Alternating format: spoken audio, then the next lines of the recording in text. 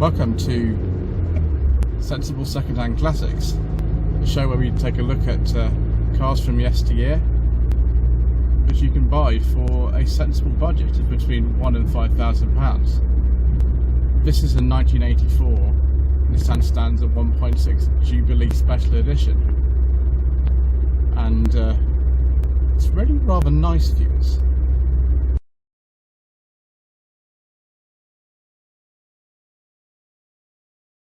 So the T11 Nissan Stanza, which had other names elsewhere in the world, such as the Violet, was introduced in early 1982 for our market. It was a sister car to the Nissan Bluebird at the time, which was a rear-wheel drive car. This is a front-wheel drive. And Datsun, who were Nissan's sort of foreign brand at the time, marketed this car alongside the Bluebird, and then amalgamated the two into the T12 and then T72 Bluebird after 1986. This is really quite similar to a Bluebird in that way. It's kind of like an older version and a little bit smaller as well. Some people say this car is about the same size as an Escort, and I'm inclined to agree. It's maybe ever so slightly bigger, but not by much.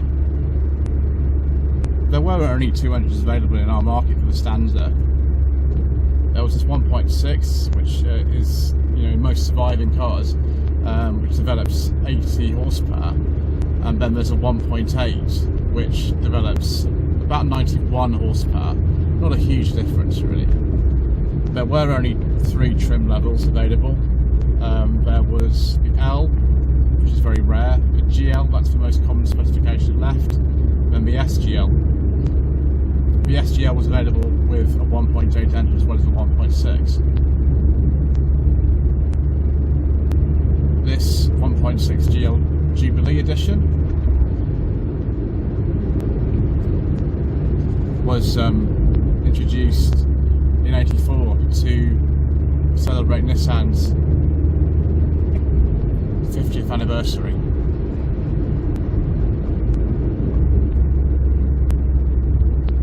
It's amazing to be driving around in such a rare car. There are, I think, 9 of these left on the road in this country.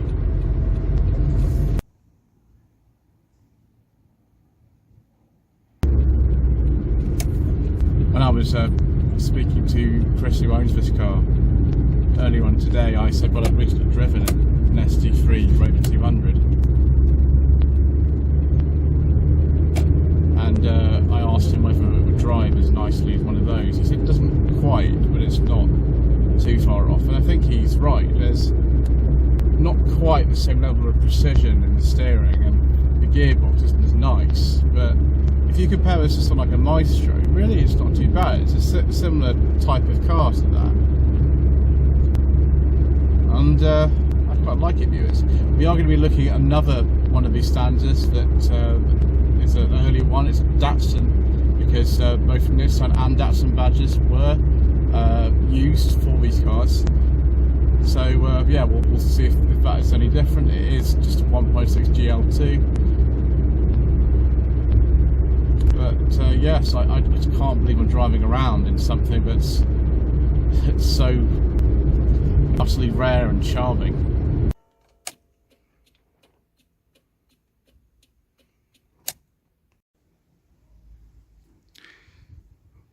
Well, viewers, here we are with a very, very rare car indeed. This is a 1984 Nissan Stanza 1.6 GL Jubilee. Stanza is virtually extinct in this country. I think there are something like 9 left on the road, and this is one of the best ones. This is Chris's one. We've seen quite a few other cars on the channel belong to him. So far we've filmed quite a few down here, and this still has the original striping on it.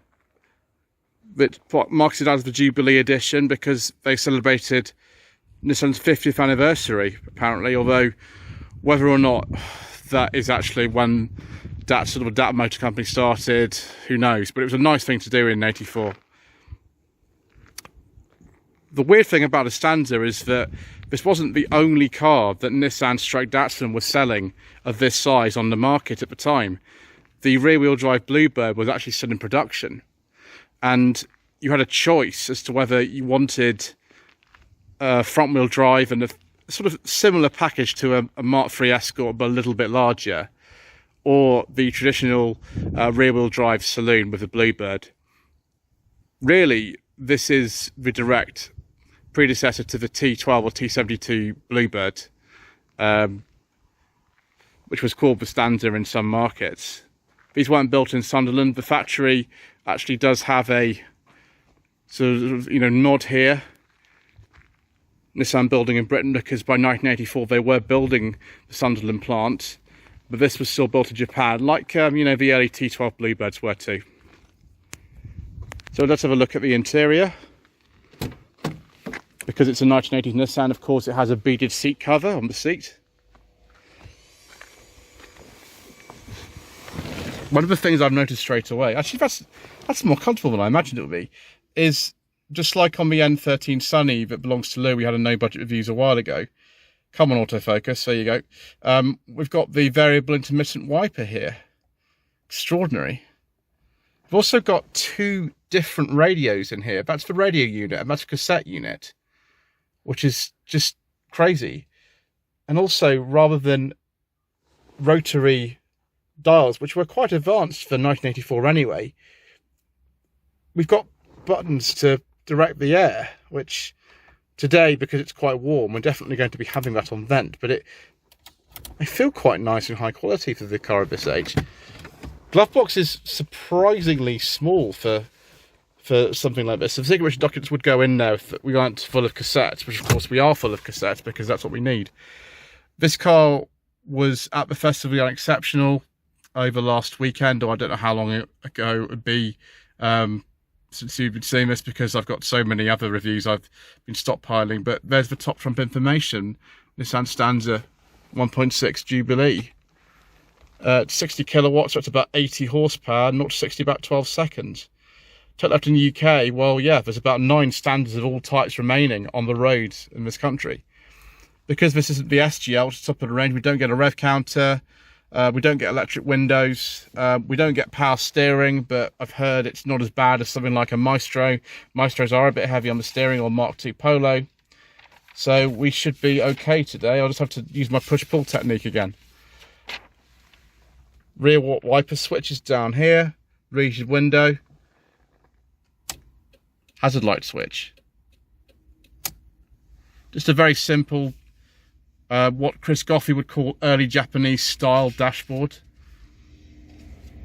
Fog light down here. All the switches feel the same. They're actually quite similar in many ways to something like a K10 Micra.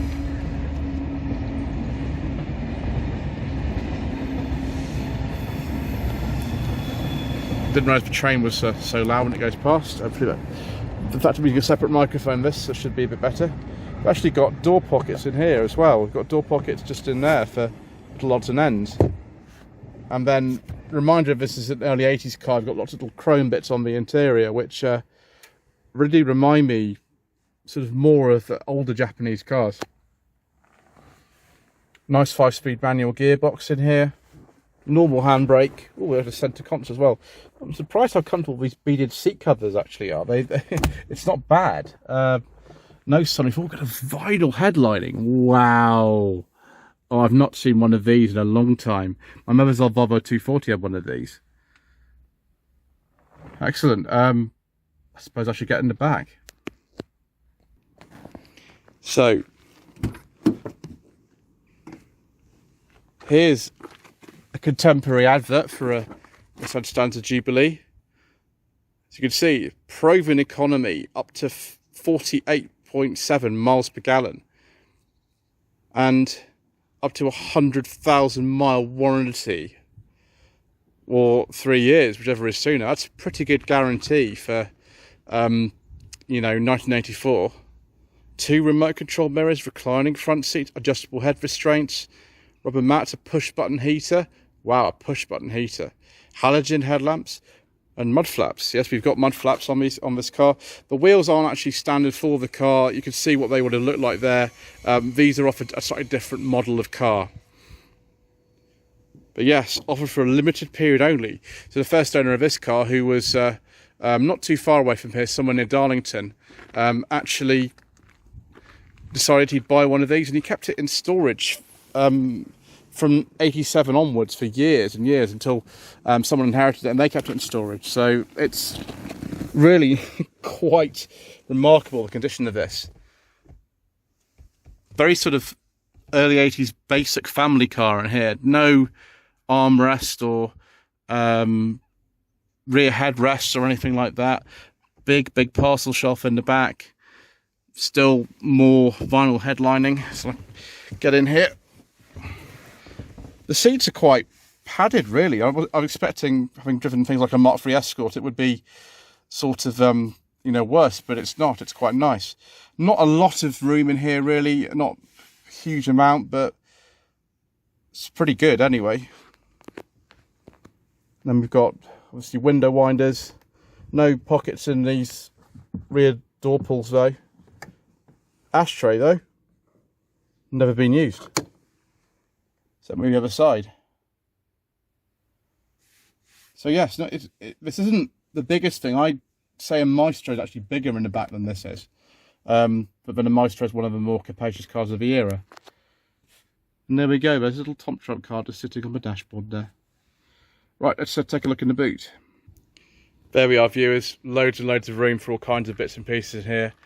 There's Chris's little sign for when he was at Festival of the Unexceptional. If I just pull back this nice carpet and this bit here, we can see we've got a full-size spare wheel in there. It's only a steel one, but there's the jack and everything. Boot's quite good in this car. The wheel arch intrusion is a bit more than I was expecting, but for a car of this era, it's not too bad. Again, a two-piece parcel shelf, a bit like a Rover R8, and a little boot light there as well. It's not bad. It's not the biggest openings. It's because the sill's quite high on this. It's not bad, but it's quite high. Just restricts things a bit. Now there are two other Stanzas we'll take a look at, maybe in a separate video. See what the 3-door and the saloon ones were like. But most important thing now is to go and take a look at the 1.6 engine. One of the reasons why this car survived so well from new, apart from being in storage for so long, was this Z-Bar wax, which is absolutely everywhere in here. There was a Z-Bar sticker you would have seen on the rear hatch, and you know, it's everywhere. They even stuck it on things like the washer bottle, so it's helped it to survive all this time. And of course, that's a good thing, really. So this is a 1.6 carburetor engine, which develops in this application about 80 horsepower. There's a big air cleaner on top of there. Loads of room to work on things. There were only 2 engines available for our market of Stanza. There's the gearbox just down there. You can even see the CV gators. So loads and loads of things to sort of see. And just like everything else, it looks in remarkably good condition. It's just there's all the Z-Bar wax all over it.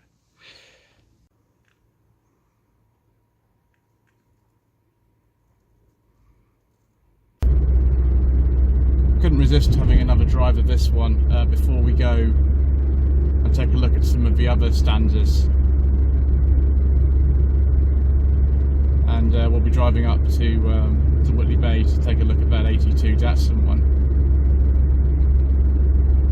But yeah, so it's easy to see why people would like these cars. Automatic choke, 5-speed gearbox, nicely trimmed interior. Really just a little bit less austere than the equivalent Escort would have been at the time. And just a nice, refined car. Not the last word in handling. This really thin rim steering wheel doesn't inspire too much confidence when you're driving. But just it's quite nice and pleasant. It's just a shame that all of these rusted away and there are so few left. but you know, for years these were neglected and not seen as anything special. It's really quite something, and I'm so grateful to Chris for allowing me to drive this. We'll also have a look at his other two Stanzas. That'll be in a separate video, and take a look at the other Stanza, which is up in Whitley Bay, a little bit later on.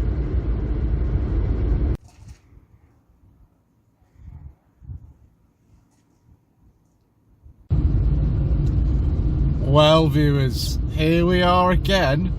I must be one of the only people in the country in the last 25 years to have driven two Nissan Stanzas in a day. Rather, this particular car, it's a Datsun Stanza from 1982. It's an early one, and the owner of this one is Gary. It's a friend of Chris, and he says the earlier Stanzas have a better quality feel to them than the later ones. I mean, I don't know if I agree with that, to be honest. I think this one feels, well, just really similar to the other one that I drove earlier on today. So I don't know if I can really say that, but it feels really good. Driving position's a little bit weird. It's not the best driving position I've ever come across, but that's the case with a lot of these older cars.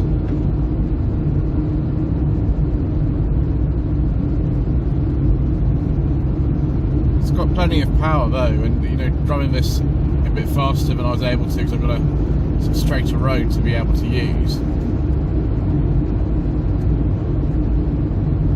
It feels really good.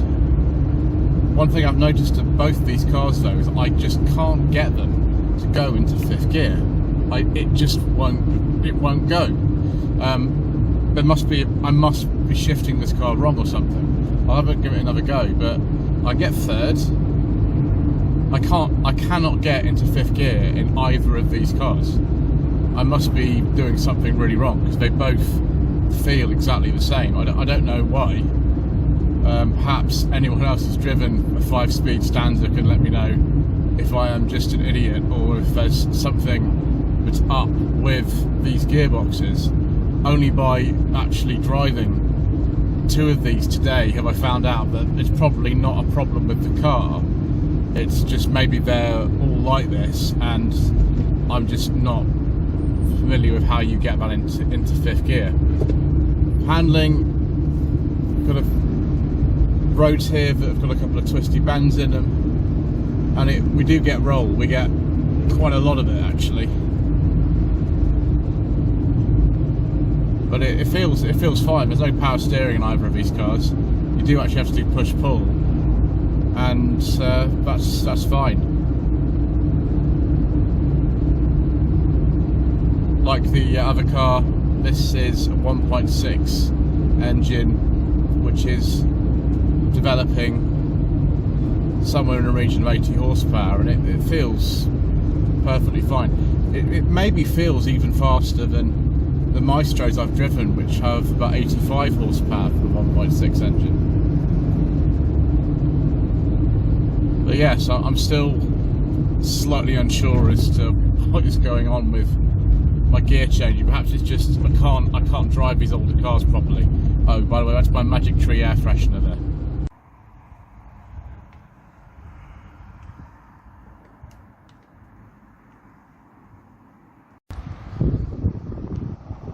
Well, here we are, viewers, with Gary's Stanza, just on the coast of Northumberland here. It's a bit windy, I do apologise for that. The separate microphone should do something to alleviate that, but it might not do very much. That's just the way that it goes on this channel. The car is an amazing colour. It's just astonishing, this colour, and it's got a little bit of very minor rust on it. It's got a little bit of sort of lack appeal, but really for a car that's it's older than me actually, this that's not bad. I mean, look at these original stickers Clearly see it's a Datsun, this one, but obviously by Nissan, and it's on an X, so it's a very early one. These big sort of tail lights as well, which are unique to the 5-door version. If we open up that, just use the key today. I'm just going to hold this up because I've been told that the struts will fall on my head if I don't hold it up. And there we are. WV, Nissan used to be based in Shoreham by Sea originally, which means there's a lot of Brighton plates going on. There we go, all the sort of works here for all your Datsun and Nissan Stanza needs.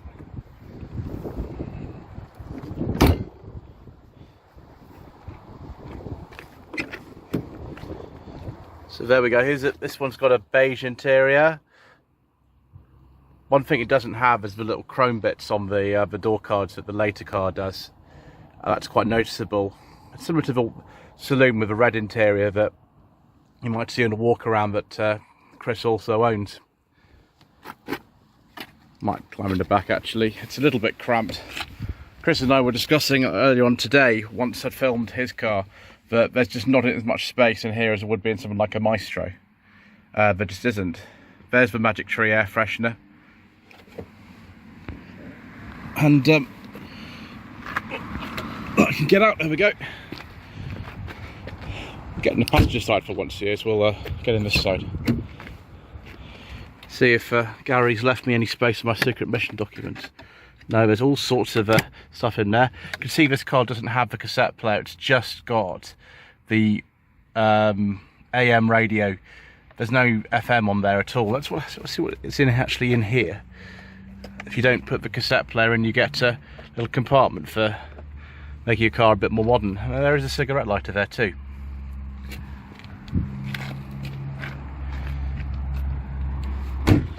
These would be the wheel trims that would have come with most of the GLs. The alloys that you would have seen on Chris's car were an optional extra, they weren't standard. You can see on here, different grille on this, similar to the ones that are off the road that Chris has. Again, Ancaster of Bromley in southeast London, and for some reason, although 84 was the official anniversary for Nissan, they're already badging it as that in 1982. Maybe they'll slap that on later, I don't know. So it is a bit confusing with these, whether they are Nissans or Datsuns, and yes, we leave that for you to decide. Just a very brief look in here at interior, and just see again that this car's got very low mileage on it. It's only done 35,900 miles. Just extraordinary, really. And yes, a nice comfortable place to sit. Right, we'll just take a quick look under the bonnet whilst we're here as well.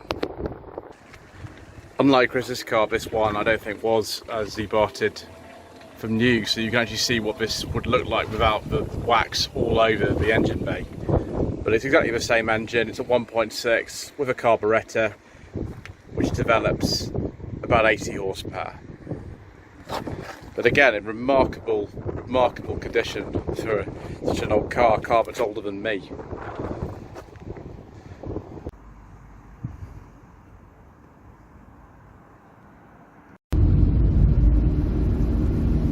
So one last drive in a Stanza.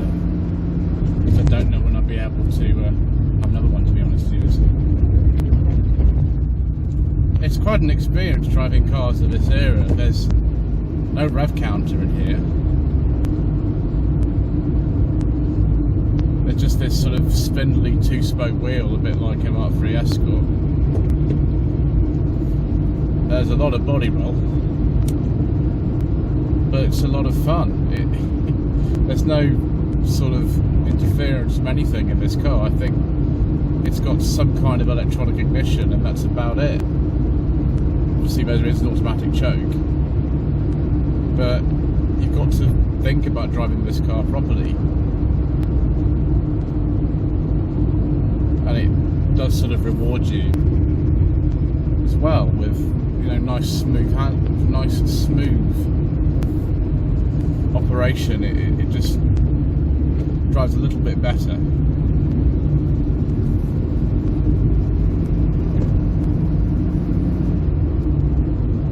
I even love the long throw of this gearbox, even if I just can't find fifth gear. It must be just me, and I just can't get it in. Yeah, it's just me. I can't do it. Just a really weird thing to see. But there it is, just singing away happily. Doesn't feel very stressed even in fourth. It's been a sort of eye-opening experience driving two of these in really close proximity, and you know, the mounts merrily sort of moving around as well on the screen, just like it always does in these particular videos. Having a nice relaxing drive back to give this car back to Gary, and well, I've enjoyed myself.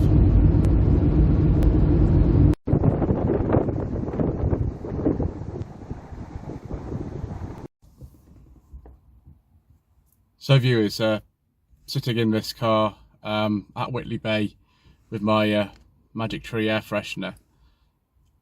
Should you consider a Nissan or Datsun Stanza with your budget for a modern classic of between £1,000 and £5,000? Well, because there are so few of these left in this country, it's a bit of an academic question. I mean, parts are quite difficult to get hold of, and you know, Chris has got 3 of them. He was able to, you know, stock these parts up for what he has, and I know that he helps Gary out as well when Gary has issues with his. So yeah, I quite like this car. I mean, I do prefer Maestros and Montegos, but that's just the kind of way that I am. I kind of like this a little bit better than a Mark Escort, a Mark 3 Escort 1.3L. It's a bit more luxurious. I think they cost maybe a little bit more money, these when they were new, so maybe that's not a surprise. But yeah, why not? The engines that I've heard are very, very reliable if they're maintained properly. There's always little thoughtful touches in this car, such as the push button heater controls. There's a footrest in here. The seats are really nice and soft and very comfortable.